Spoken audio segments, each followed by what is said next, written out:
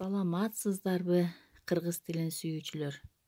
Силер менен өтүлүүчү кызыктуу сабагыбыз китеп менин жан дүйнөм. Ар бир билимдүү адам өзүнүн билимин жогорулатуу үчүн дайыма китеп окуп туруусу зарыл. Жана китеп мындай адамдарга эң мыкты жардамчы болмокчу. Ал эми биринчи китептер кантип, качан пайда болгону жөнүндө силер ойлонуп көрдүңөр беле? Китептин тарыхы абдан кызыктуу. Белгилүү болгондой, байыркы заманда ооз-эки сөз келечек муундарга билим берүүнүн жападан жалгыз ыкмасы болуучу. Андан соң байыркы цивилизация кат сабатын ойлоп таап, ар кандай жазуулар үчүн жыгачтын кабыгын, чопо такталарын, жука металл баракчаларын, таш беттерин жана башкаларды колдонушкан.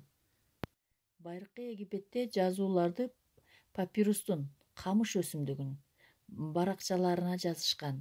Папирустун баракчаларын атайын свитоктордо сакташкан. Грецияда кат сабаттуулук жана папирус 9 жана 10 кылымда пайда болгон. Биринчи китептердин материалы катары пергамент же велен. Бул торпоктун териси дегенди түшүндүрөт. Ошону колдонушкан. Китептин тышын жыгачтан жасап, сыртын тери менен капташкан. 15 кылымда китептер абдан кымбат болуп, ага абдан аярлык менен мамиле жасап колдонушкан. Силерге эки кызыктуу китеп жөнүндө айтып өтөйүн. Биринчиси, дүйнөдөгү эң чоң китеп. Дубайдын белгилүү соода борборунун биринде көргөзмөдө турат. Анын өлчөмү 58,6 мм, салмагы 1500 кг, 429 беттен турган бул китеп алтындан жасалган тамгалар менен кооздолгон.